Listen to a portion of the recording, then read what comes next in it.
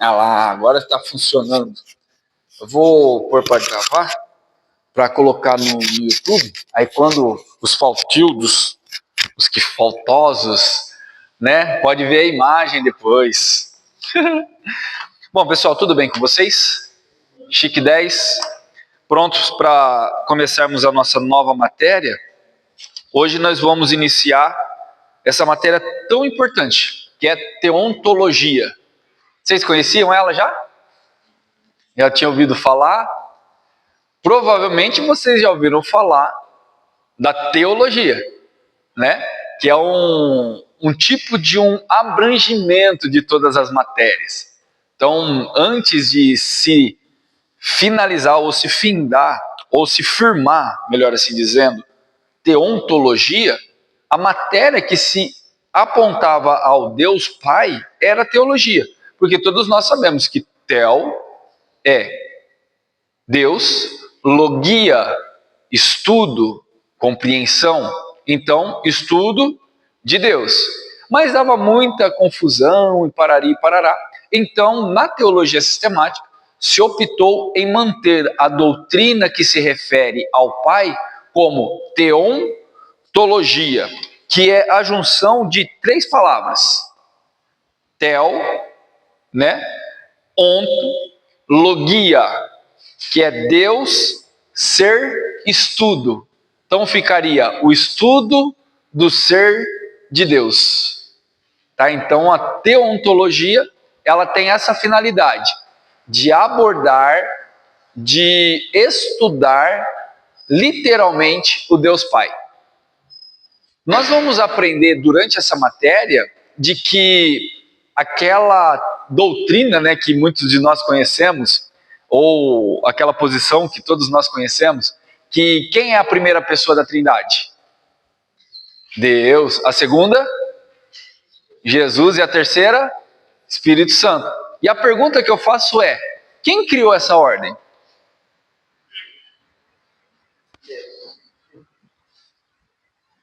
Como Deus criou essa ordem? Só que a Bíblia, nós vamos entender durante o percurso que nós vamos fazer, que a ideia de primeiro, segundo e terceira pessoa dessa trindade, ela não é exclusivamente organizada pela Bíblia.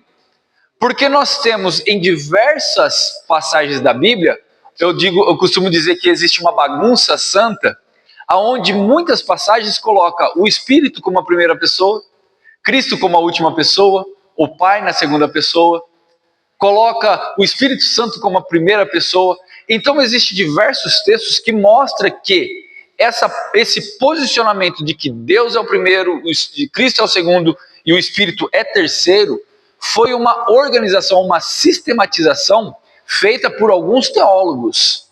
E depois nós vamos entender com mais clareza na última aula, onde eu vou trazer o ano, o nome desse teólogo que organizou e sistematizou essa questão do primeiro, segundo e terceira pessoa da Trindade. Mas já fica bem claro que a Bíblia em si, ela nos mostra a Trindade ou a triunidade de Deus em vários aspectos, colocando tanto o Pai, o Filho e o Espírito em pé de igualdade. Porque quando nós falamos primeiro, segundo e terceiro, dá um teor de qualificação. E quando nós qualificamos eles, nós colocamos uma hierarquia. Jesus ele só diz que o Pai era maior do que ele, porque Jesus estava em carne.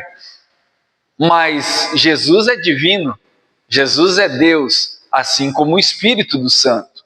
Tá? Então, dentro dessa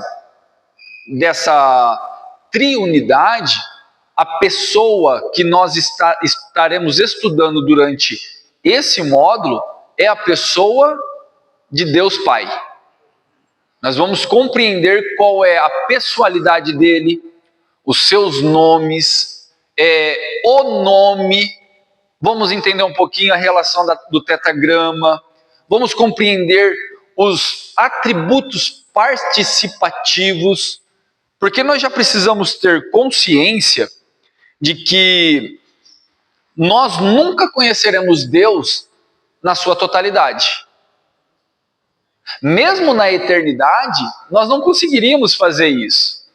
Porque a própria Bíblia diz que a plenitude de Deus é insondável. Mesmo com a eternidade, quão profundo é o nosso Deus.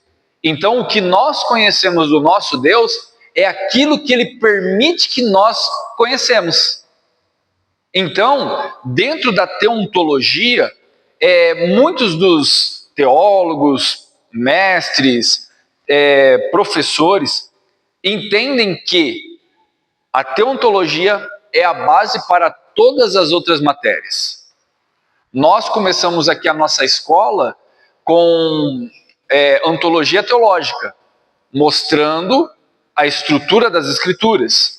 Porém, a ontologia teológica só é possível por causa da teontologia. Porque a teontologia vem antes da doutrina das Escrituras, porque Deus vem antes das Escrituras. As Escrituras é uma revelação da parte de Deus. Por que eu costumo usar a ontologia teológica em primeira matéria? Para nós entendermos as estruturas dela, como eu já expliquei para vocês, a base da linha escriturária, para nós entendermos que foi um trabalho muito bem organizado pelo Espírito Santo, foi uma parte reveladora da parte de Deus para a humanidade. Então, a partir da matéria passada até o final das outras matérias, vocês vão reparar comigo que as vertentes teológicas, escriturárias, vão encaixar muito melhor na mente de vocês. Porque vocês já sabem que existe uma organização por detrás de uma divindade. Então vai ficar muito melhor. O módulo, eu só esqueci de colocar uma coisa: o número das páginas. Então depois, a partir do sumário aí que vocês vão ver que tem um sumário. Vocês contar 1, 2, 4 páginas, tem o final do sumário e nós vamos começar o capítulo 1. Aí eu peço um favor para vocês, coloca o número na página. Página 1, 2, 3, 4, 5, aí já fica numerado.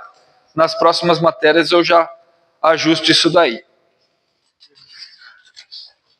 Depois, se vocês puderem, leiam a introdução, o que é teontologia, que vai dar um panorama mais ou menos e como que se estuda esse módulo. O módulo, ele vai ser da mesma aplicação do outro. No final dele, nós vamos ter a prova aplicada pelo módulo. Tá? Então, esse módulo aqui, de teontologia, ele é um módulo bem assertativo e bem, também, mas reduzido, comparado ao tamanho da grandeza do assunto. Eu acho que se nós colocarmos aí diversas teologias robustas, sistemática, né, acerca da teontologia, ainda assim ficaria muito raso comparado ao tamanho da grandeza. E nesse sentido, meus irmãos, eu vou pedir um favor para vocês.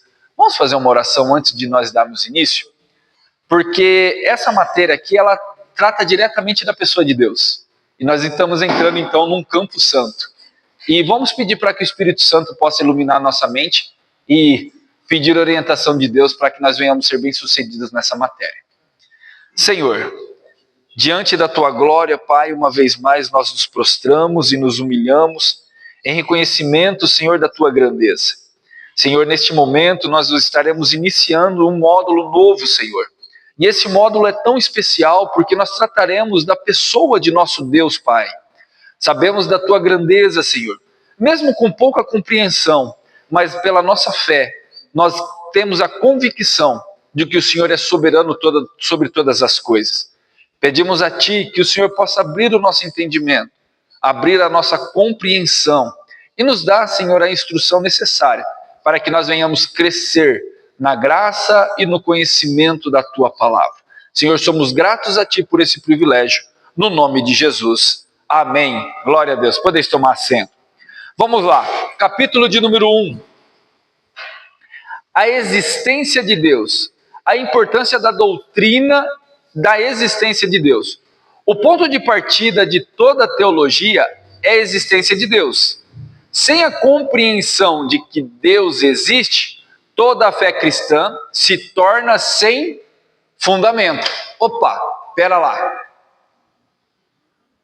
Notem que a base, a doutrina, a teologia que nós vamos estudar é a doutrina cristã. Tá? Então, todo o nosso parâmetro será voltado a esse Deus cristão. Por que eu estou falando isso? Porque se nós olharmos em umas ciências das religiões, nós vamos perceber que existem dezenas de milhares de deuses. Deuses superiores, deuses inferiores. Nós vamos ver que existe Deus semelhante ao nosso Deus. Porém, para outros povos, aquele é Deus deles. Mas para nós, no cristianismo, nós entendemos que o Deus Pai de Jesus Cristo é o nosso Deus. Então, toda a matéria será relacionado ao Deus do cristianismo, que para nós é o único Deus. Não é que existe outros deuses, é que para nós existe um único Deus, subsistente em 3 pessoas: Pai, Filho e Espírito. Em um âmbito geral, um único ser. Tá bom? Essa questão da divisão da triunidade, nós vamos estudar um pouquinho mais para frente também, para nós compreendermos. Vocês lembram do exemplo do fogo, que eu já passei aqui para vocês? Lá mais para frente a gente vai detalhar e vai esmiuçar um pouquinho mais essa relação de Pai, o Filho e o Espírito, ser fogo, e do fogo saem e do fogo voltam sem perder a essência. Tá?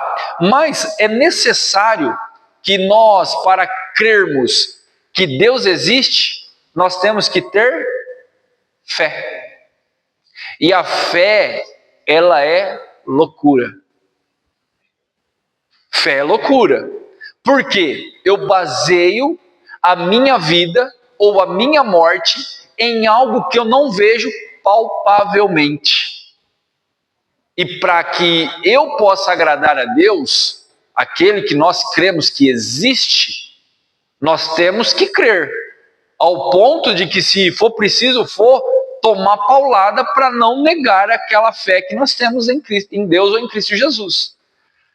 Na primeira aula, acho que vocês são bons de memórias, vocês vão lembrar dos vários conceitos que nós falamos em relação à existência de Deus.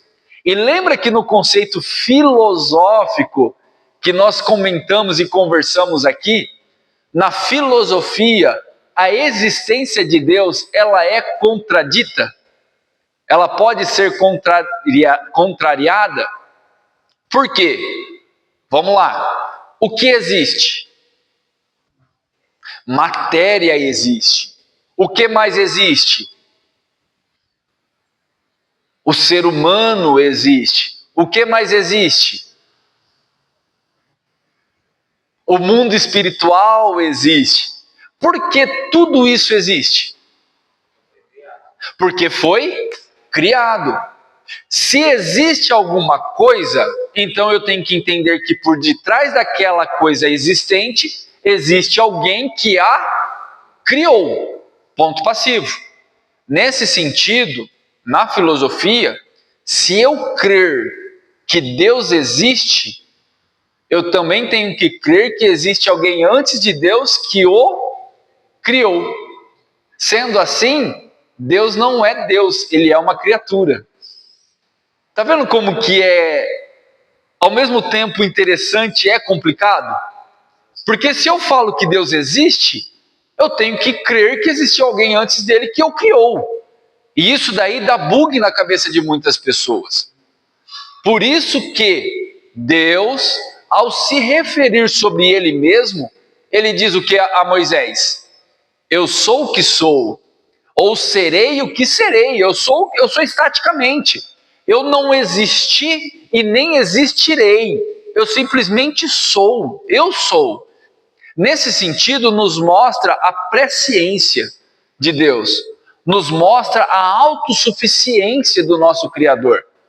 Nesse ponto, todo teólogo cristão, todo aluno cristão, todo cristão entende que Deus ele é autoexistente, existente por si só, porque é o ápice da nossa compreensão. Porque se nós formos levar a filosofia, se nós formos levar a criação, se nós formos levar a vários contrapontos, nós mesmos entraremos em confronto conosco mesmo. Então, por isso que a Bíblia diz que é necessário ter fé. É necessário, não é o que diz lá em Hebreus 11:6? Olha lá na apostila. Ora, sem fé é impossível agradar a Deus, porque é necessário que aquele que se aproxima de Deus creia que Ele existe e que é galardoador dos que o buscam. Só que a palavra existe aqui não está se referindo a um ser criado, mas está se referindo a um ser que se revela. Olha que interessante. Se revelar é diferente de ser criado ou de existir. Porque Deus se revela ao homem. Não foi isso que ele fez quando Jesus morreu? Não foi o véu rasgado de alto a baixo? E ele se fez acessível às pessoas? Porque o que significa revelação? Se mostrar, descortinar. É uma palavra oculto, aparece exatamente. Isso se chama, fugiu o nome, eufemismo. Não. Puxa, teofania. Teofania. Olha, fugiu da mente. Isso se chama teofania. Deus, fania, aparente, apresentação. Teofania. Então, essa teofania é uma dádiva de Deus para a humanidade. Deus nos abençoa se escondendo e nos honra se aparecendo. Por que Ele nos abençoa se escondendo? Porque se Deus aparecer na sua forma natural, todos nós seremos fulminados. Porque Deus é santo. E no meio do pecado, Deus se manifesta com ira.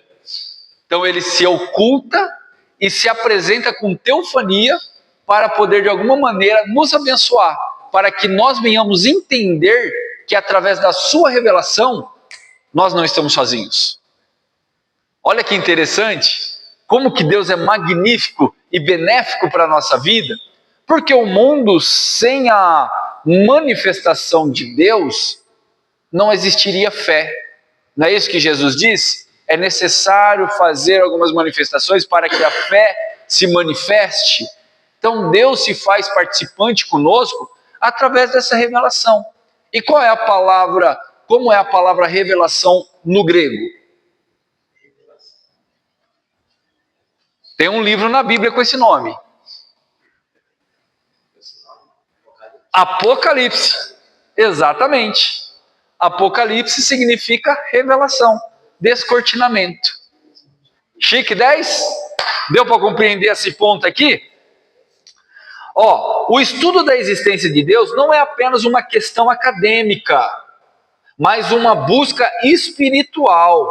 E a diferença entre uma vida guiada pela fé em um Deus verdadeiro e uma vida vazia, sem propósito transcendente.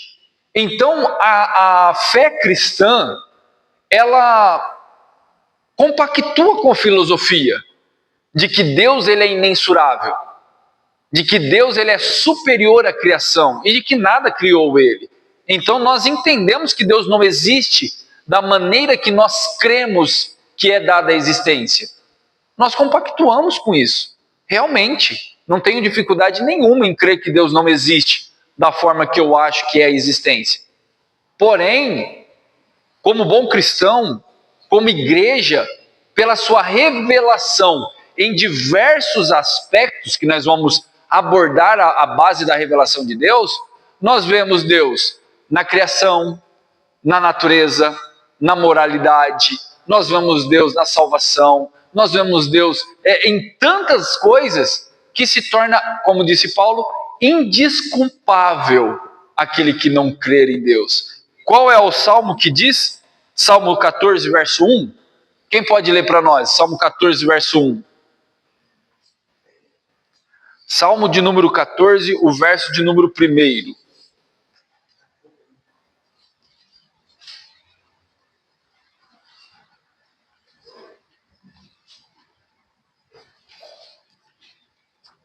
Disseram aos céus, o seu coração não há Deus, tem-se corrompido, fazem abomináveis em suas obras, não há ninguém que faça o bem. Disse o nércio em seu coração, não há Deus. E olha que nessa época não era normal o ateísmo. Não era normal o ateísmo.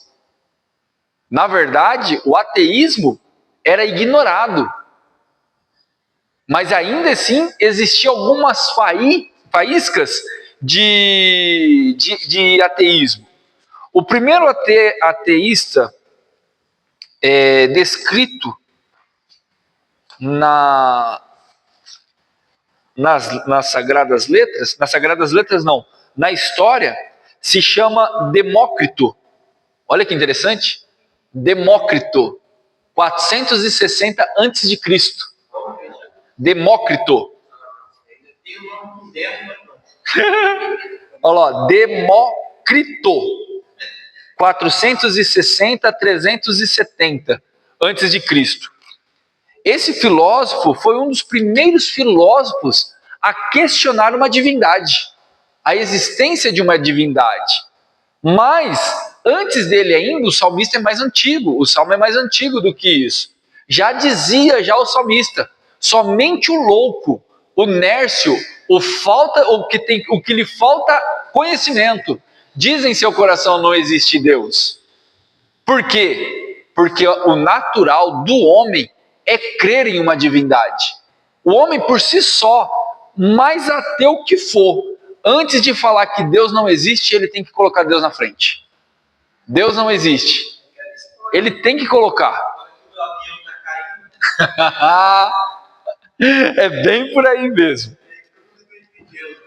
Bom, vamos para as evidências de Deus agora? As evidências da existência de Deus. Eu gosto muito dessa primeira parte, ó. A existência de Deus não é apenas uma questão de fé cega. Pronto. A nossa fé não é cega. Ou alguém aqui crê em Deus sem nem ter visto um milagre? Claro que não. Todos nós cremos em Deus porque nós já vimos alguma coisa, já sentimos alguma coisa, já fomos convencidos de alguma coisa. Então, logicamente, a nossa fé não é cega. Não é uma fé arrogante nem ignorante. Nós estamos aqui, muitos de nós já com curso superior, outros cursando, outros aprendendo. Todos nós temos a nossa massa cefálica intacta aqui. Nós cremos e descremos. Temos um senso comum. Temos um senso crítico do que é bom e do que é mal. E todos nós aqui já vivemos experiências que para muitos eram chamadas de loucura. Se cada um de nós for contar uma experiência mais bizarra que nós já tivemos com Deus, se você contar para uma pessoa natural, ele vai te chamar o quê? De alucinado. Se você contar que você já orou e alguém ressuscitou, vai te chamar você de louco. Que você já orou e alguém já foi curado, vai chamar de louco. Se você já viu algum milagre ali, vai te chamar de doido. Só que para nós que já evidenciou isso daí, não é loucura. Não é paranoia. É algo divino da parte de Deus. É uma prova da sua revelação existencial para a nossa alma. Então a nossa fé, ela não é uma fé cega.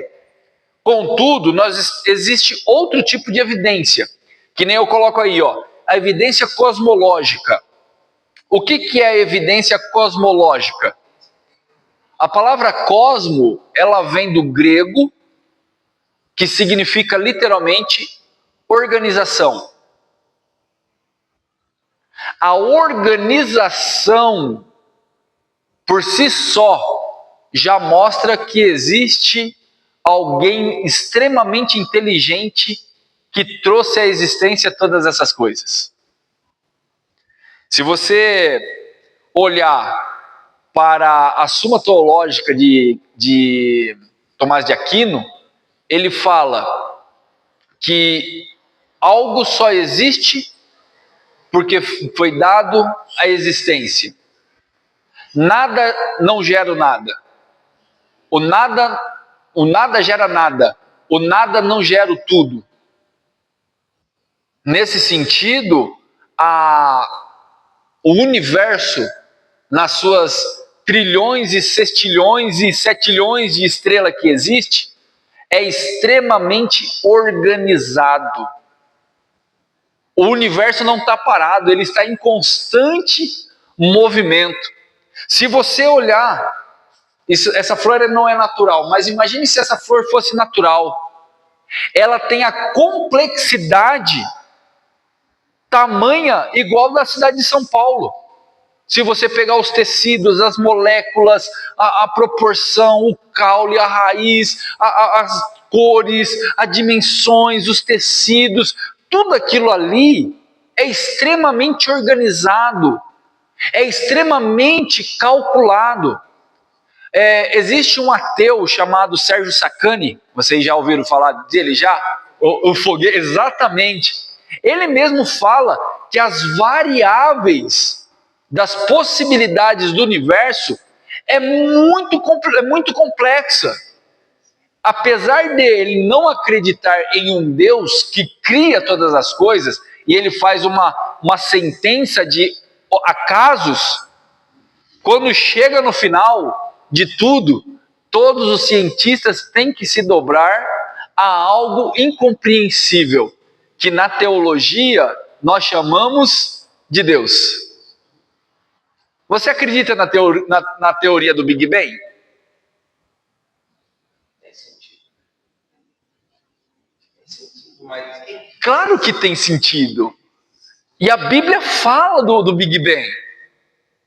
Sério, pastor? Claro que sim. O que ele diz lá em Gênesis 1:1? No princípio, criou Deus céus e terra. Essa palavra que criou é a palavra bara, que literalmente é a palavra criar a partir do nada. Por exemplo, eu não tenho um dedo, pumba, criei um dedo a partir do nada. Exatamente isso, aqui está a linha do Big Bang. Só que o que nós não conseguimos explicar, não conseguimos entender por causa da nossa mente limitada, é o que tinha antes disso. E é onde que os cientistas e os acadêmicos chegam até um certo ponto e ficam batendo numa parede de vidro, que não conseguem atravessar. Sabe que tem algo além, mas não consegue atravessar. Então, a complexidade do universo, da criação, do homem, da natureza, mostram claramente que existe uma mente brilhante que criou todas essas coisas. Porque o caos não gera a beleza. O caos gera caos. por isso que eu falo que na minha ignorância, no sentido homem, não tem sentido. Porque por mais que lá Deus apareceu, mas foi Deus, já estava mentalizado o que ele queria fazer. Sim, organizado. Mas se fosse no sentido humano, ia ser sei lá, uma coisa. Um caos generalizado. Por isso que na segunda parte, olha lá, o 1.2.2, evidências teleológicas. O que é evidência teológica? Teleológica. Teleológica significa design, conceito, lógica, logia. E é dali, desse conceito, que nós estudamos a palavra logos. Já ouviram falar dessa palavra já? Logos? Quem é dentro da Bíblia que usa essa palavra? Não. Tempo é kairos. Ou zoe. Kairos, cronos, zoe. Não, zoe é vida, desculpa. Kairos ou cronos. Kairos é o tempo eterno. É um tempo onde não tem tempo. É uma dada por eras. Não tem uma finitude. Cronos é o nosso cronológico, nosso dia, horário. Então existe essa diferença. A palavra logos, ela aparece em um dos textos mais importantes do Novo Testamento, que está no Evangelho de João, capítulo de número 1, versículo de número 1. Alguém poderia ler para nós? E no verbo, João 1:1.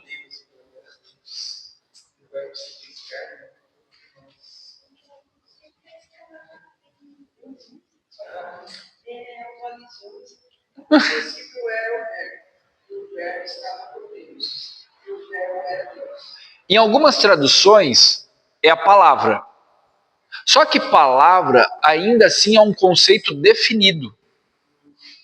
Agora, verbo já não tem um conceito definido. Por isso que verbos, existe uma finitude de verbos, não é isso? Por isso que a melhor tradução é verbo para o português. Já existia. Ó. Que tradução é essa?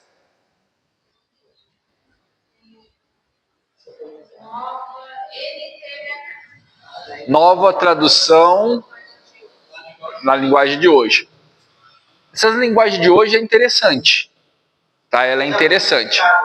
Ela vem, porque a palavra em si, ela se define uma pessoa. No caso, nós entendemos que a palavra é Cristo.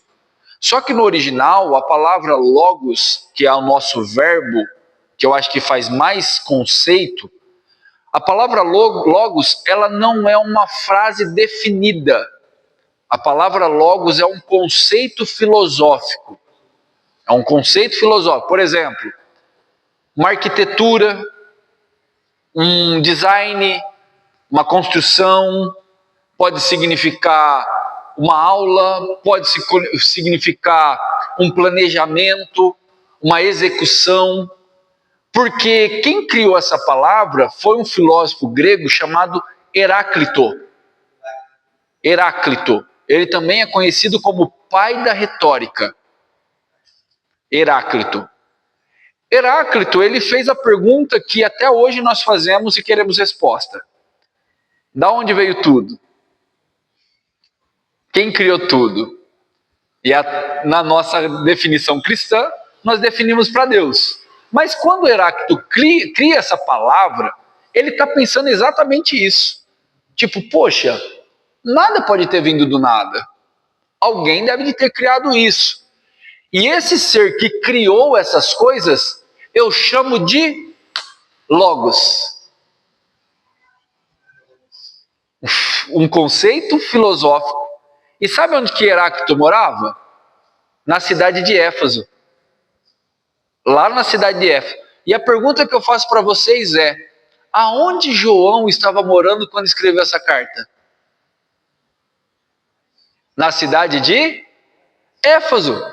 Olha só como que João pega uma cultura e explica Deus dentro de uma cultura. Por isso que ele fala, no princípio era o verbo, era o logos. No princípio era o logos. Era um esse ser que vocês estão tentando descobrir, realmente lá no princípio, ele era esse conceito. Porque ele organizou todas essas coisas, foi ele que criou todas essas coisas. Contudo, no finalzinho do texto, ele fala o quê? Ele habitou entre nós e nós vimos a glória e a glória do unigênito do Pai. Sabe aquele logos que vocês estão tentando achar quem é? Ele já veio. E detalhe, lê para nós de novo João 1:1, para nós fazermos uma homilética rapidinho. Pode ler. Opa, essa palavra era, vocês sabem que na gramática, esse era é algo indefinido. Não é? É algo indefinido. Era de ser, de não ter um começo. Então, o era, ele está indicando que ele sempre existiu. Então, no princípio, era o verbo, ele sempre esteve lá. Pode continuar. E o verbo estava com Deus. Opa! A onipresença estava lá com Deus, na criação. E o verbo era Deus. Mostrando realmente quem era Cristo. Então, João 1 é um texto extremamente abrangente sobre a criação do universo, a deidade de Cristo e a sua existência desde o começo.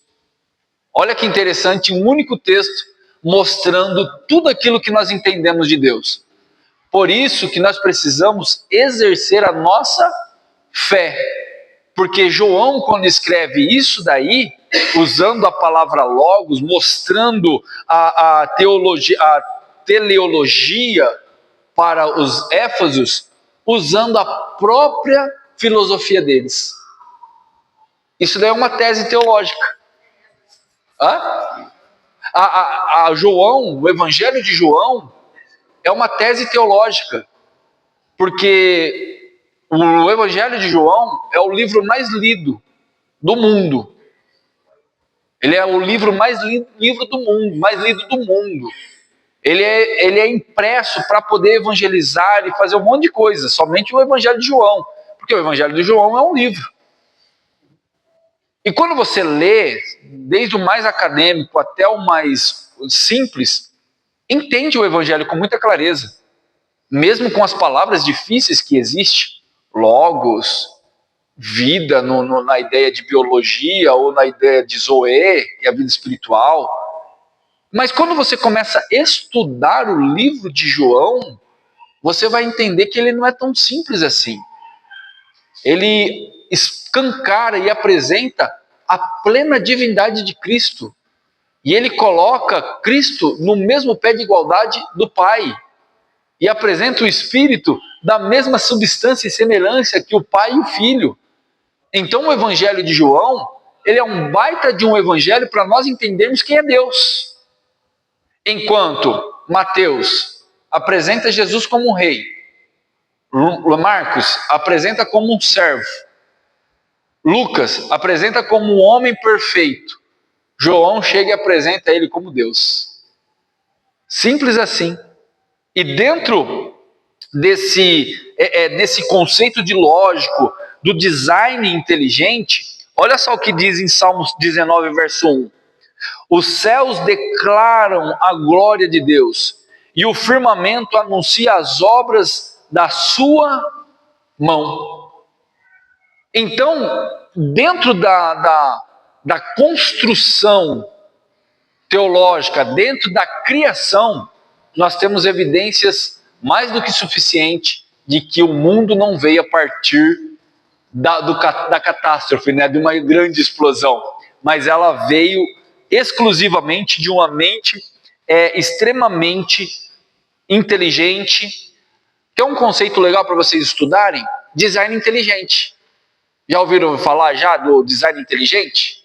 Pesquisem, estudem sobre ela. Tem até faculdade sobre design inteligente. Um dos meus professores favoritos ali de dentro, finado, né?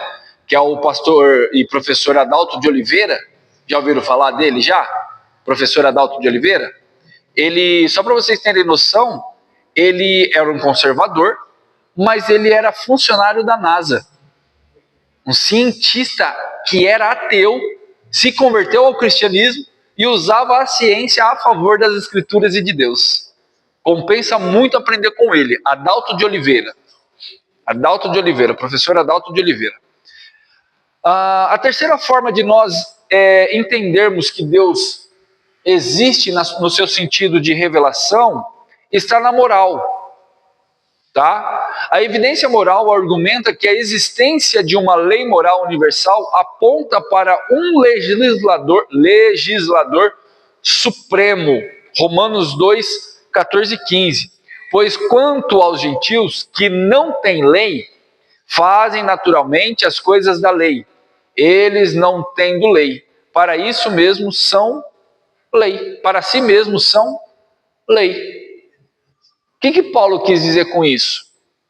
Por um exemplo, de tantos exemplos que a gente poderia usar, um dos exemplos é o homem, por mais mal que ele possa ser, ele sabe que matar o próximo é errado. Ele sabe que é errado. E aonde que está essa consciência de erro? Na moral do homem, internamente. E quem colocou isso dentro do homem? O próprio Deus.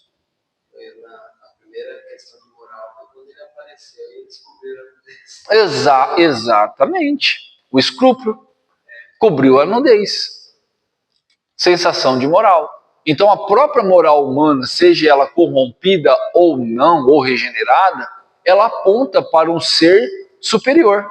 Alguém que implantou isso dentro da nossa natureza. Independente da... Foi o que nós falamos semana passada. Se você vai lá na Amazonas, no meio do Amazonas, você vai ver um índio lá que nunca teve contato com a civilização urbana, vai estar adorando um peixe, está adorando uma pedra, adorando uma madeira. Quem plantou essa consciência moral de um ser superior a ele? O próprio Deus. Porém, a natureza corrompida faz que eles criam madeira, palha, pedra como seus deuses, ainda assim não invalida a lei moral, de que eles têm consciência de que existe um ser superior. Então a consciência moral já aponta para um Criador. Tá? Então nesse terceiro ponto, C.S. Lewis diz assim, ó, em seu livro Cristianismo Puro e Simples, C.S. Lewis argumenta que o senso moral universal entre os seres humanos aponta para um Deus que é o padrão do bem. Por isso que nós nos confrontamos quando fazemos alguma coisa má, sem saber se aquilo lá era certo ou errado.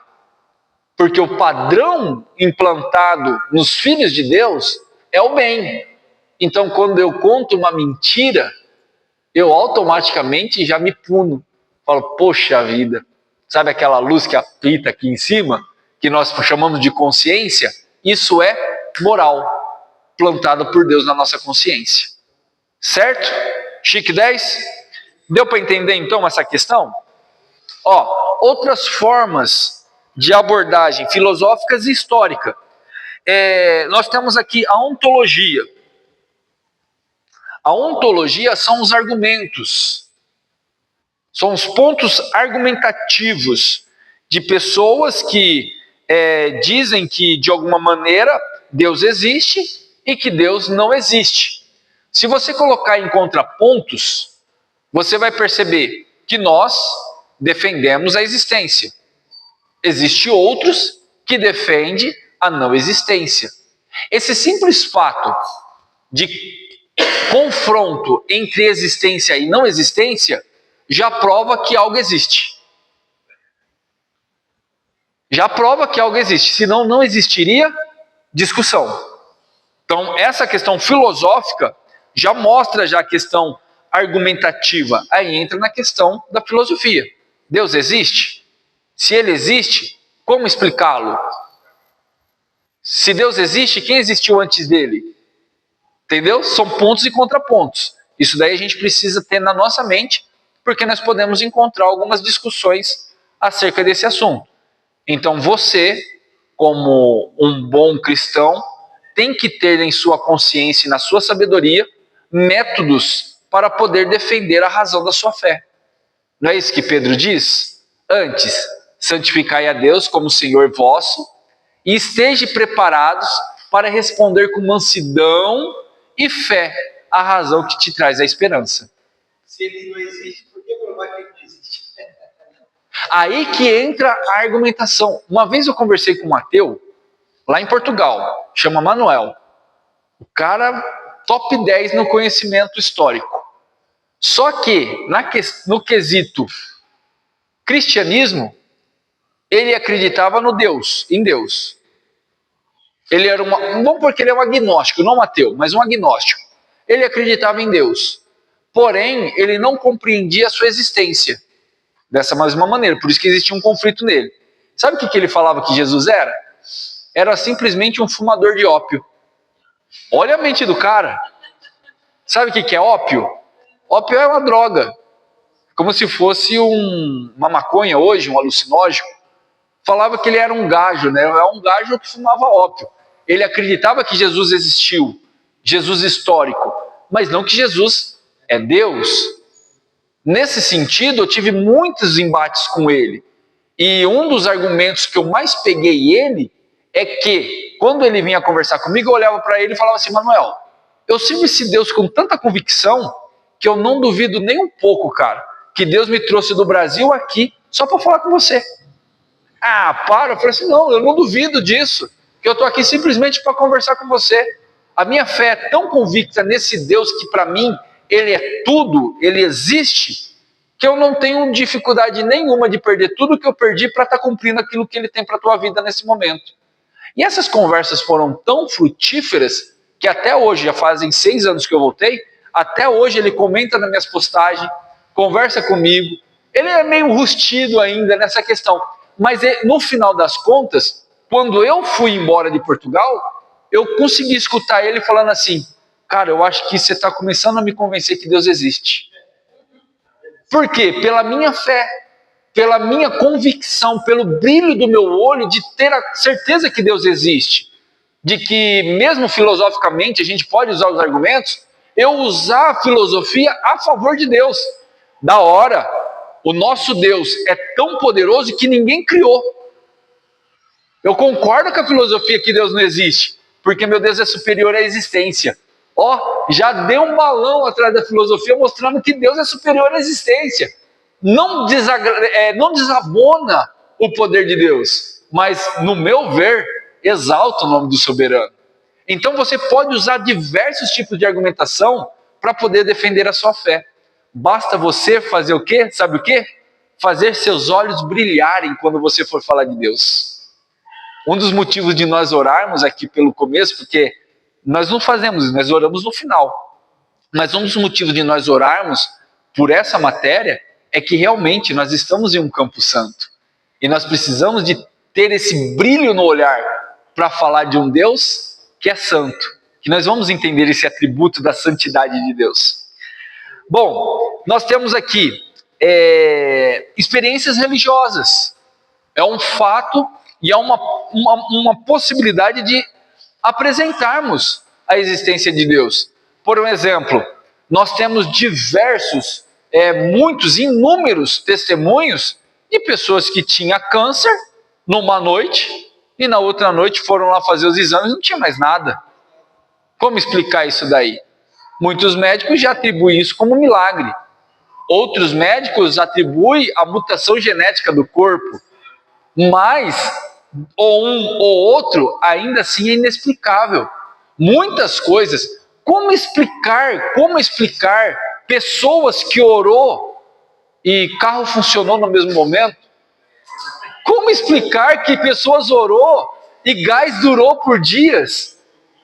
Como explicar coisas mirabolosas?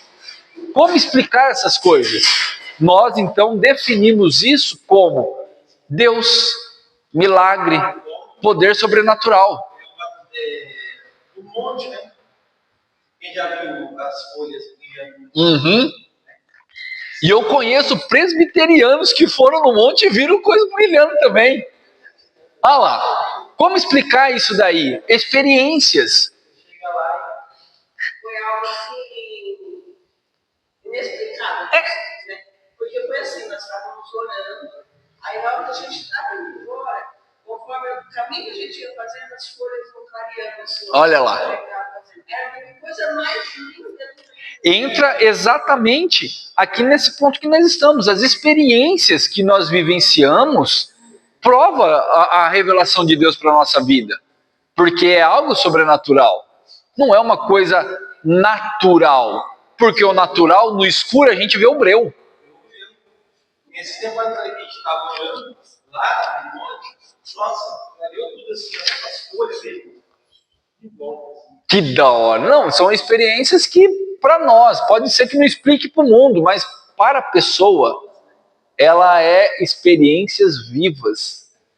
Experiências que... Tem as boas E tem as más. Tem as más também. Exatamente. Eu costumo dizer assim, não no sentido de mal, tá? Não no sentido de mal. Mas eu costumo dizer assim, que eu só tô onde eu tô hoje porque eu recebi muitos nãos. Muitos impedimentos. Muitos pneus furados. Que a hora que você olha, você fala assim, puxa vida, furou o pneu. Mas graças a Deus por isso. Entendeu? Então, essas experiências particulares, ela transforma a pessoa. Agora eu posso abrir um parênteses aqui, vocês me permitem? Experiência pessoal salva alguém? Não. Ótimo. Testemunho pessoal salva alguém? Não. Testemunho pessoal pode edificar, pode auxiliar, pode ajudar, e muitos, e a maioria esmagadora delas, só ajuda até sair fora da igreja. Porque saiu da igreja ninguém mais lembra. Porque eu posso ter o maior testemunho do mundo. Eu posso ter o testemunho mais lindo da humanidade. Eu chego aqui, eu conto para vocês. Esse testemunho me marcou de tal maneira que eu vou lembrar pro resto da minha vida. Mas em você não foi marcado. Você vai sair e vai esquecer. Quantos testemunhos nós já ouvimos de irmãos que hoje a gente nem lembra? E se lembra, lembra mal contado ainda, pedacinhos. Exatamente. Ó, vocês podem ver. Vai para 7 anos, 6 anos completos, vai fazer 7 anos que eu voltei de Portugal. Eu nunca contei meu testemunho de Portugal. Eu conto alguns pedacinhos que encaixam, mas eu nunca contei meu testemunho de Portugal. Sabe por quê? Porque eu sei que esse testemunho poderia incentivar alguém a fazer a mesma coisa que eu fiz e ter uma experiência totalmente diferente e poderia se prejudicar fazendo as mesmas coisas que eu fiz. Eu falei, opa, não, então eu prefiro guardar para mim, se alguém me perguntar eu conto um pedacinho, mas eu não vou ficar contando nada para ninguém. Porque pode, de alguma maneira, prejudicar. Existe testemunho que pode prejudicar as outras pessoas. Tem certas coisas que eu costumo dizer que a gente não deve falar. Porque essa experiência que você, que eu, que nós temos com Deus, são experiências que marcam e são pessoais para a nossa edificação da nossa fé. Ah, é errado eu contar um testemunho na igreja? Não, claro que não. Isso daí ajuda, edifica a igreja. Porque alegrar é com os que se alegram e chorar é com os que choram. O problema é quando valorizamos demais a experiência e esquecemos que a experiência é pessoal. Queremos que a igreja sinta a mesma alegria que nós sentimos. E desculpa, isso não vai acontecer nunca. Nunca vai acontecer, porque a experiência é pessoal. Marcante pessoalmente, mas ajuda, sim. Mas tem pessoas na nossa atualidade que acham que o testemunho dela vale mais do que o testemunho de Cristo. Então ela chega numa igreja em qualquer oportunidade, a primeira coisa que ela faz é contar o testemunho dela. Porque ela confia mais no testemunho dela do que no testemunho de Cristo. Uma coisa é eu, na minha ignorância, me alegrar e contar sempre, querer contar sempre.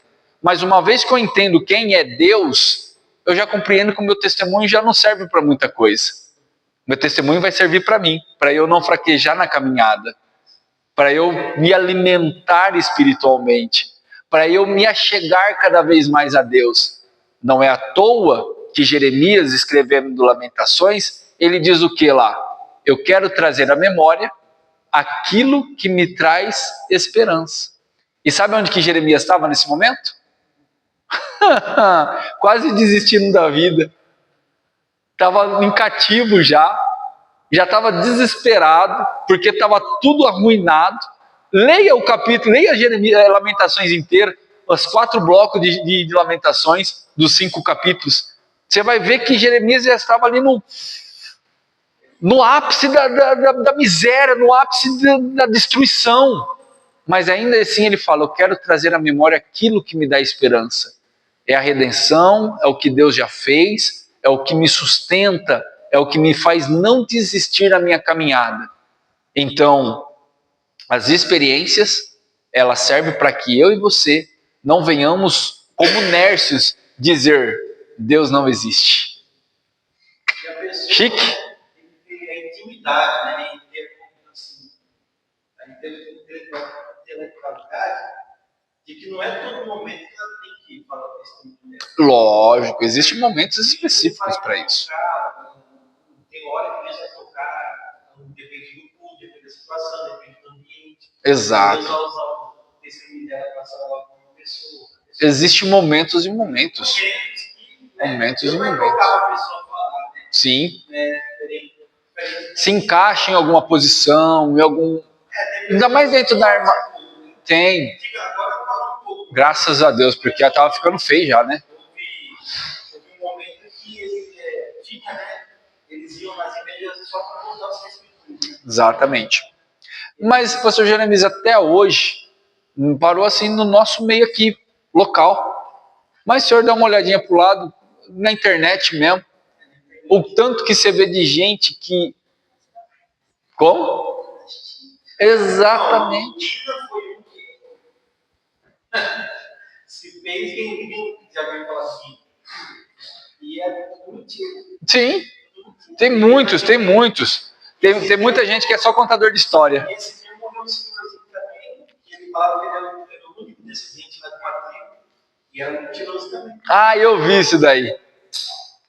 E o irmão chegou com o CD na nossa casa, olha, escuta esse irmão aqui, todo mundo sentou e glorificando o testemunho do homem. Vai ver que era mentira.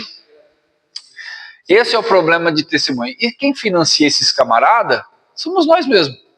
Porque se nós levantarmos e a hora que os caras começarem a fazer isso, eu falo, opa, somente as escrituras, meu filho, vamos entender o que é Bíblia. Acabava rapidinho esse ralé. Mas o povo gosta desse negocinho de revelação, o povo gosta. Você quer catar crente mesquinho e ganancioso? Faz aquele escuto de prosperidade, faz aquelas coisinhas chamativas à espiritualidade, você vai ver que a casa enche rapidinho. Mas é muito melhor a casa encher gradativamente com o evangelho sendo genuinamente apresentado e o testemunho de Cristo sendo enaltecido, que a igreja cresce saudável, cheia de problemas, que é bom que isso aconteça, como diz Paulo, né? Para que os justos se manifestem, mas ainda assim ela vai ser uma igreja. Porque hoje você vê muitas denominações com 1.000, 2.000, 3.000 pessoas, mas mortas. Só tem gente. A única coisa que tem é gente. Porque Deus já, Esses tempos atrás, eu vou pregar, aí ele pegou não, ele começou, falou um versículo lá e começou a contar a história, e falou um monte de coisa de um monte de gente, de pessoas, de não sei quem. Aí na hora, aí depois já no final, passou uns 15 minutos para terminar o tempo dele, ele disse, agora eu vou falar de Jesus. Aí, glória a Deus! olha, na minha época eu já tinha arrancado o microfone da mão dele. Glória a Deus agora, sim. Mas tem um lugar que você cumprimenta na igreja. Ela ainda é um versículo, você começou a falar Deus me livre e guarde. Uma vez apareceu um lá, acho que não lembro se o Eliseu já estava ali já, acho que não. Na época lá fora foi, num congresso, que chegou um baita de um pregador aí, nomeado e não sei o que tem. Eu vou pregar e eu tenho a Bíblia inteirinha na minha cabeça, não vou nem abrir a Bíblia. Puxa, que lástima que foi, cara. Que lástima. É bom que aconteça essas coisas. Mas o povo não aprende, o povo gosta. Por isso que eu corro, cara. Ixi, pra mim sair fora de um culto desde 2 minutos. Não tenho vergonha e nem medo de fazer isso. Eu lembro que lá na igreja, eu era tipo um crime, eu sentava bem na frente, bem na primeira cadeira ali. Era terrível, cara. E os alunos meus que estavam ali ainda já me conheciam. Eles todos ficavam olhando pra mim, a hora que eu baixava a cabeça assim, mesmo sem querer, involuntariamente, eu não conseguia disfarçar a cara. Era até engraçado, mas gente, pelo amor de Deus. Só pra encerrar, é a primeira vez que eu sinto que eu achei uma coisa, isso aí meio esquisito. A gente era do Latucário lá, a professora bem, nossa, era bem avivada, né? Aí não, a gente, eu acho que era diabo, né? Eu cheguei assim no culto, chegava cedo, foi assim, com o banner desse tamanho em cima da porta, a foto do pastor. Deus me livre. Sangue de Jesus tem Aí poder. no meio assim, ó, fizeram um negócio assim, falando para filmar, uma câmera para filmar, jogando outra câmera para filmar. Aí eu vou falar, vocês estão falando de secreto de quem lá, de da onde? E aí ele pegou o microfone, né, para pregar. É por isso que eu fui não sei da onde, Deus curou cego, eu fui não sei da onde, Deus curou surdo. Só falou isso. É tudo anticristo, cara. Usurpa a glória de Deus. Ninguém pregou, ninguém foi curado, ninguém foi. Isso daí é. Que ele fez, né, para gravar, e vender para nós depois. Tá? Essa fica nem apareceu. Olha, eu vou falar uma coisa para você. Esses daí são os anticristos e os falsos profetas da nossa atualidade. É o que Pedro já disse. Já há muitos falsos profetas e anticristos no meio da igreja. Porque são pessoas que usurpam a glória de Deus. Usurpam a glória desse Deus Todo-Poderoso. Isso é um perigo. A outra maneira... Que hora que é? Ah, então eu tô olhando aqui. Ah, falta 20 ali ainda, né? É. Ah, então vai dar tempo, sim. Eu tava preocupado, eu tava reduzindo aqui, pensando que eu falei, cadê o horário? Eu tava olhando aqui umas 3 vezes já, ó. Ó, a outra maneira de termos a revelação da parte de Deus, obviamente, é pelas Escrituras. Tá? Pelas Escrituras, estamos na página 3 aí. Vocês marcaram aí, né? 3. É pelas Escrituras. Deus se revela na criação.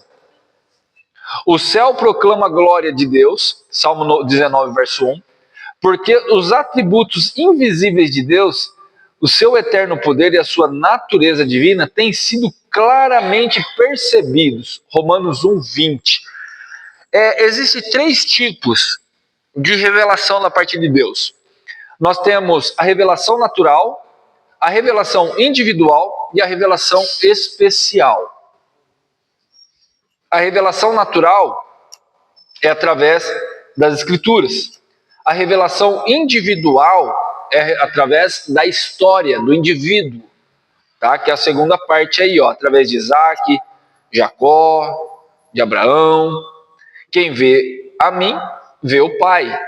Então, através da individualidade, das experiências, nós temos essa compreensão da revelação de Deus, que é a autorrevelação. E nós temos a revelação... Ah, não, desculpa aqui, ó. A revelação primeira ali, a revelação da criação é a revelação natural, que a natureza conclama a criação. A revelação individual, que é a revelação histórica. E a revelação das Escrituras, que é a revelação especial. Das Escrituras. Especial. Isso.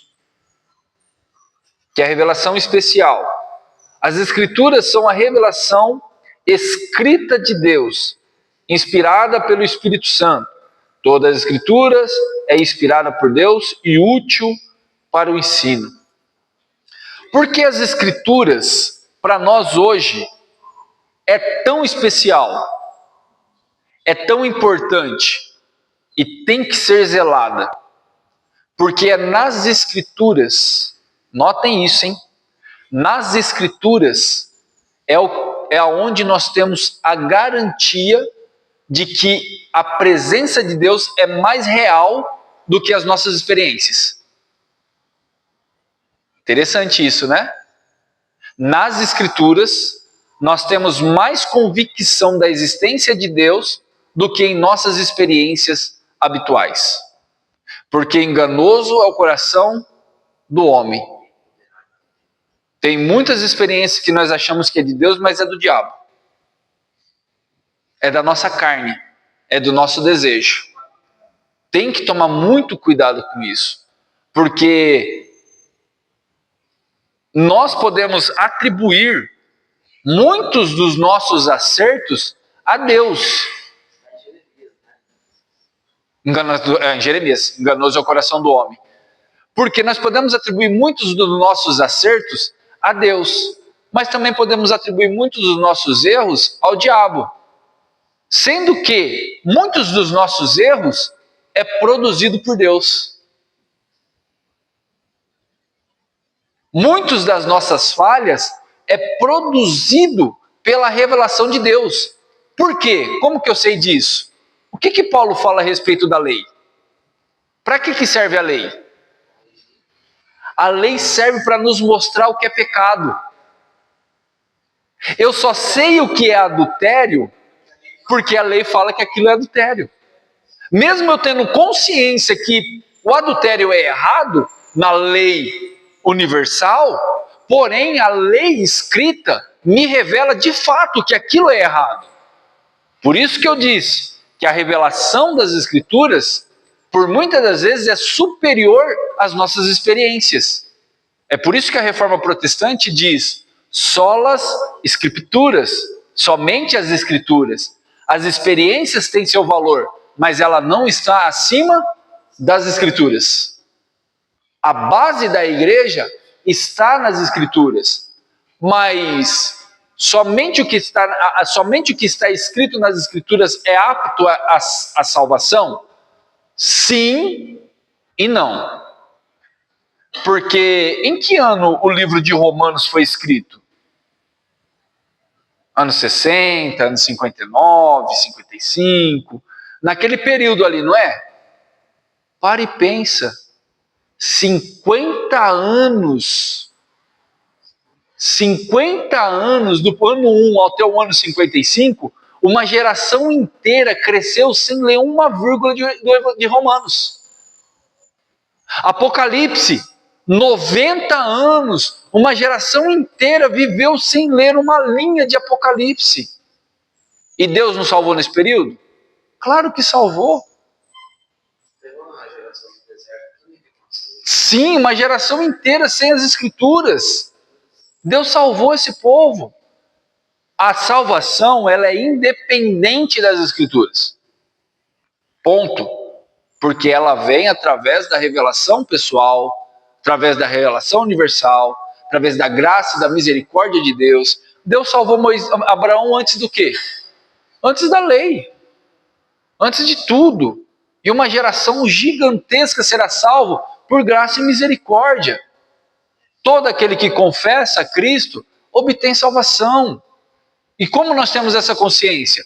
Através das Escrituras. E antes das Escrituras? Calma, peraí. Questão salvífica não depende de nós. Sim, pastor Jeremias? Seria experiência. Uma geração inteira viveu sem isso. Então, peraí. Vamos de conceito a conceito. Para nós que temos as informações, temos o conceito de Deus, sabemos da sua revelação participativa, sabemos da sua revelação escriturária, e nos fazemos negligentes a essas ações, quanto muito é dado, muito mais será cobrado. Então, as Escrituras é a revelação especial para seu povo, para a sua igreja, para os seus filhos. Sabemos que Deus, ele é imutável. Por quê? Porque a Bíblia diz que ele é imutável. Vocês mudam, mas eu não mudo. Eu não sou filho do homem para que me arrependa. Eu sou Deus. Nós vamos estudar sobre esses atributos da onipotência, onipresença, onisciência. Nesse primeiro bloco aqui, nós estamos abordando conceitos da revelação de Deus. De como entendermos que Deus existe em vários aspectos da nossa sociedade, das várias revelações que Deus dá. Por isso que eu sempre digo a todas as igrejas que eu já dirigi ou que eu participei, que não foram muitas, mas eu sempre digo o seguinte: na hora da leitura oficial, eu mostro que eu tenho reverência à palavra, não é quando eu estou de pé, ou quando eu estou sentado, ou quando eu estou deitado, mas eu mostro que eu tenho reverência à palavra é quando eu quero compreendê-la, quando eu quero ouvi-la. Porque tem pessoas que, por exemplo, que fica de pé na hora de uma leitura inicial e fica mastigando chiclete como se nada estivesse acontecendo, fica conversando com o vizinho, um desinteresse total em referência à palavra. Isso daí me mostra uma irreverência, mesmo estando de pé liturgicamente falando. Conheço pessoas que leem e até falam, não, nós temos que ter reverência à palavra de Deus, mas desonra a Deus com tantos outros métodos, porque agora nós estamos falando de Deus e lendo a Bíblia, não é? Alguém aqui ficou de pé? Não, mas nós estamos sendo reverenciados, não estamos reverenciando a palavra de Deus porque temos o desejo de ouvi-la. Nesse sentido, eu entendo que quando eu quero ouvir, eu respeito, eu dou devoção àquilo ali. E o que eu sempre digo às igrejas é o seguinte: preste o máximo de atenção possível na hora da leitura inicial, porque pode ser que ali seja a única vez que Deus vai falar com você. Ah, mas não tem a pregação do Evangelho? Tem, mas você sabe se o pregador vai pregar o Evangelho? Como nós já tivemos experiências aqui até agora? Então, e outra coisa, um detalhe só, uma questão pessoal. Quando se fala leitura oficial é a que se prega. A leitura oficial é a que se expõe. Porque eu falo a leitura oficial, aí chega na hora da mensagem, não tem nada a ver com a leitura que foi feita oficialmente. Então se perde a conexão. Então quando é leitura oficial, principalmente em congresso, né, nós fazemos isso, vamos ler a leitura oficial. Aí chega lá na hora da pregação, é um texto totalmente diferente. Então tira essa conexão. Quando se fala leitura oficial, já pega aquele texto, já aplica na hora da mensagem. Eu fazia muito isso daí, tipo nas quartas-feiras. Ah, vamos fazer a exposição do livro de Mateus. Ah, hoje o capítulo é de número 10. Na hora da leitura, eu já pedia para um obreiro, ó, leia já do capítulo 10, do verso tal ao verso tal. Ele lia, e na hora que eu ia começar a palavra, eu já nem lia mais o texto, porque o texto já foi lido. Já começava na explicação do texto. Tinha um aproveitamento focalizado dentro da palavra. Então, mas em tudo isso, o que eu quero que vocês mentalizem é exatamente essa ideia de que eu tenho que compreender e valorizar a leitura que está sendo feita, porque ali realmente é Deus falando. Porque a palavra revela o Criador, revela a sua vontade. Quando eu estava estudando a testemunha de Jeová da seita, Sim. Charles Russell, que quem lê só a Bíblia fica nas trevas. Que terrível, cara. Precisa ler os livros dele. E esse é o ensinamento que eles trazem lá. E lá eles são proibidos, né, de ler os livros. Sim. A Bíblia deles é bem adulterada, né? Eu estava vendo todos os versículos da Bíblia são adulterados. Nossa, é muito. Não, tem os testemunhos de Jeová que fazem isso. A avó Rosa também faz isso. A avó Rosa também. A avó Rosa. O Adventista do sétimo dia também. Eles supervalorizam o Ehrenhaut lá. Como que ela fala? O livro, eu não cheguei a ler esse livro, mas esse livro é um livro totalmente herético, que é o Conflito, né? O Conflito. Ele é um livro totalmente herético, cheio de revelações e tal, e é a base da doutrina deles. Eles falaram que Jesus seria voltar em 1914. Sim, já erraram aí, depois aí puxa. Jesus voltou espiritualmente. E aí eles tentam um abismo puxa o outro. Isso é complicado. Eles falam que o Espírito Santo é força ativa. Mas a Bíblia deles é assim, no princípio, e tipo assim, no princípio criou Deus, Deus é terra, e a força ativa pairava sobre nós. Sim, o Espírito Santo é uma força ativa. E nós vamos estudar em pneumatologia o que é o Espírito Santo. Quem é? Qual é a sua pessoalidade? Nós vamos entender perfeitamente a natureza dele. É fantástico, fantástico. É muito grande. Bom, sendo assim, vamos para a nossa última parte. A rejeito da existência de Deus, o ateísmo e o agnosticismo. A diferença entre o ateísmo e o agnóstico. O agnóstico, não, vamos pelo teísmo, vamos pela ordem. O ateísmo, ele nega a existência. Ele nega. Para ele, Deus não existe. Deus não existe. Ele crê que o diabo existe. Também não. Ele não crê em nenhuma divindade, nenhum santo. O ateísmo raiz. Para ele é algo do acaso. Existem algumas filosofias correntes a isso. Por exemplo, dentro da Bíblia nós temos os epicureus, lá em Atos 18, onde Paulo está lá em Atenas e ele discute com os epicureus e com os estoicos. Os epicureus têm essa filosofia de vida. Morreu, acabou. Mais ou menos isso. Mais ou menos isso. Então, já que nós morre e acaba, o que Paulo diz que eles falavam? Então comemos e bebemos, porque amanhã morreremos. Essa é a filosofia deles. Por isso que Paulo ia falando, não. Existe a ressurreição. Existe a ressurreição. Tudo que você faz vai ser cobrado na ressurreição dos mortos. E foi onde que deu briga ali, né? Nessa questão. Mas em suma, o ateísmo, ele realmente nega. Então, o que o salmista diz, né, no Salmo 14:1, somente o Nércio.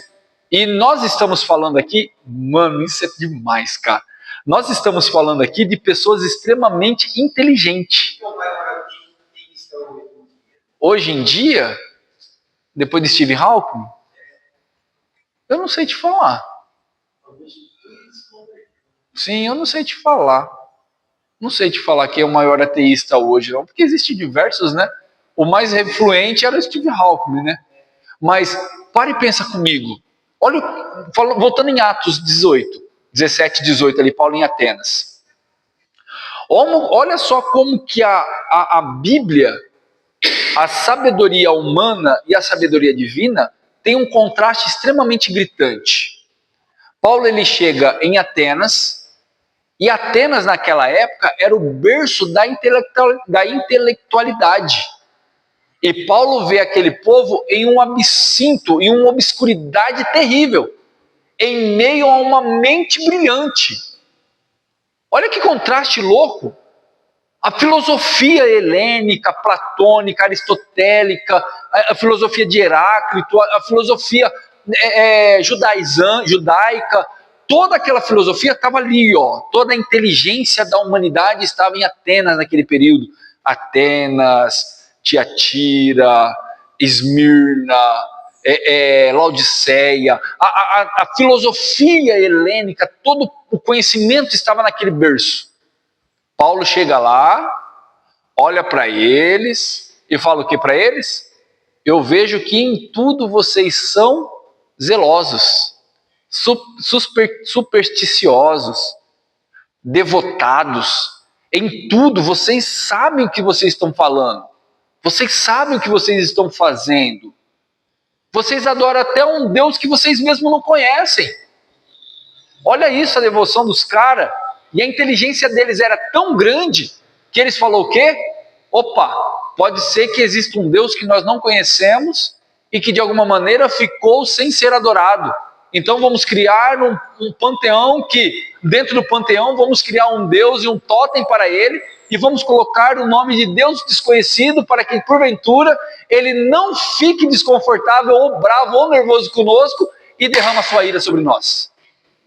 Então os caras foram lá e levantaram um altar ao Deus desconhecido.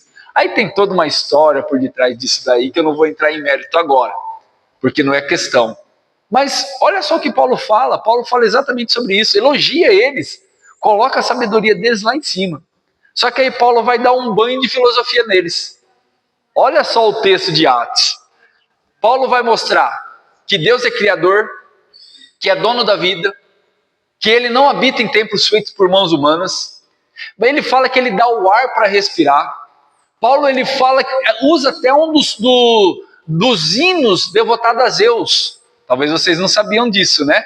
Mas Paulo usa uma frase de um hino que era cantado na época ao deus Zeus, que é aquela parte que fala assim, abre lá em Atos para mim não falar errado. Atos 17. Eu não estou sem minha Bíblia aqui. Empresta uma Bíblia para mim, fazendo um favor. Presta essa aqui mesmo. Se não saiu de lá, está lá ainda. Atos 17. 17, 18.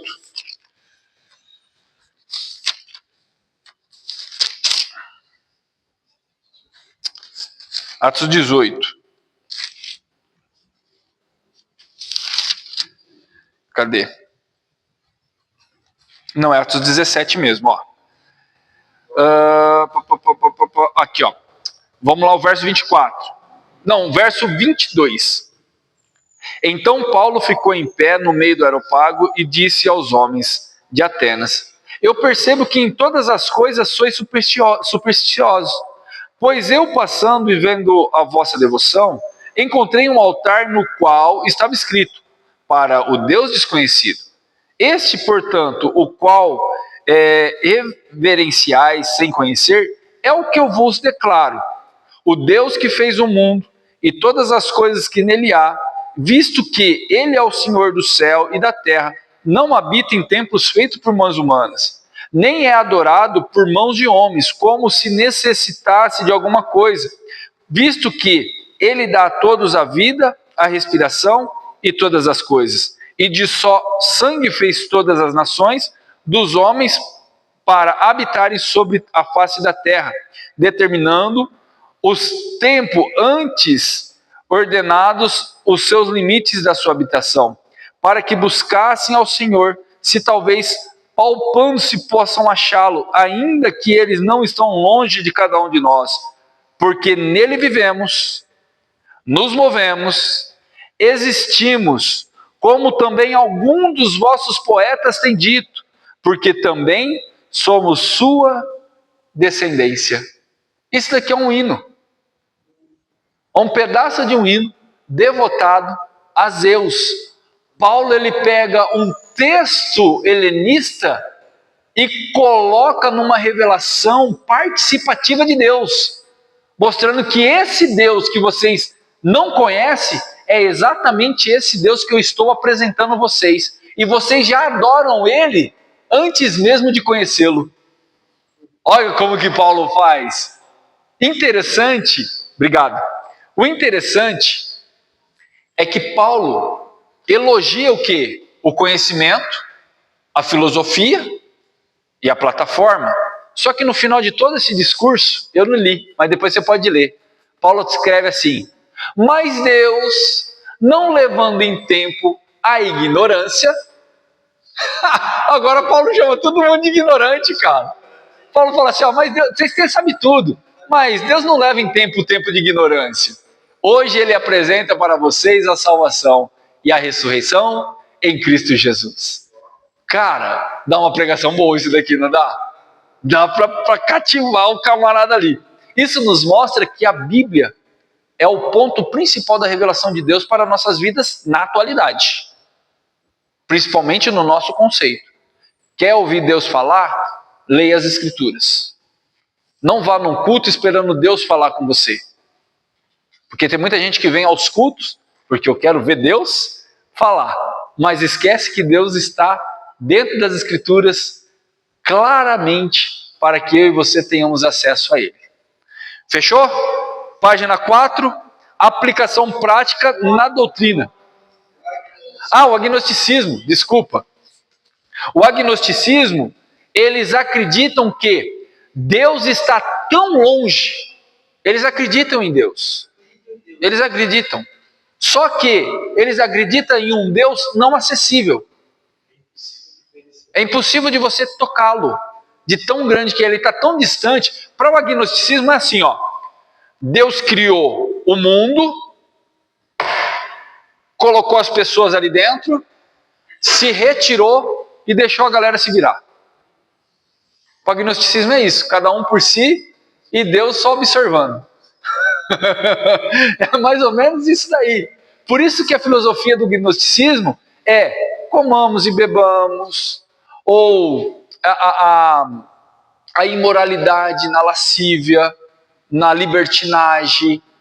Se eu creio em Cristo, estou salvo e uma vez salvo, salvo para sempre, vamos andar de boa. Não perco salvação mesmo. Então o gnosticismo está mais presente na nossa atualidade do que nós imaginamos. Porque o agnosticismo, ele tem a ideia de que Deus, ele punirá, mas não agora. Então vamos viver de boa. Eles acreditam, mas não acreditam na interferência de Deus. Então ele se torna um ateu praticante.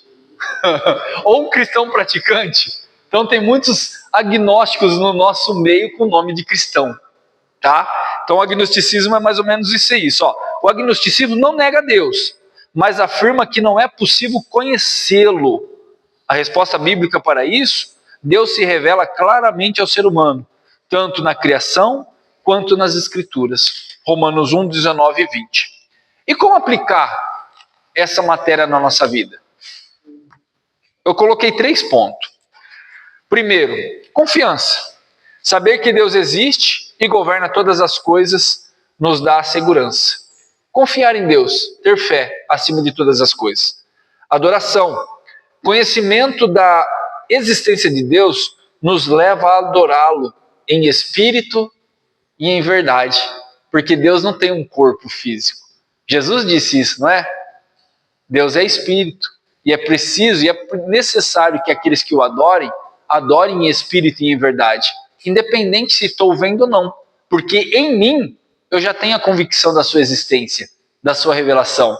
Então agora a minha vida é na filosofia puritana. Como um culto racional, eu entrego o meu corpo em sacrifício vivo. E o meu sacrifício vivo a Deus não é em 1 hora, 1h30, 2 horas dentro de 4 paredes. O meu sacrifício vivo e o meu culto é na vida, em adoração, em espírito e em verdade, refletindo como espelho a glória de Deus.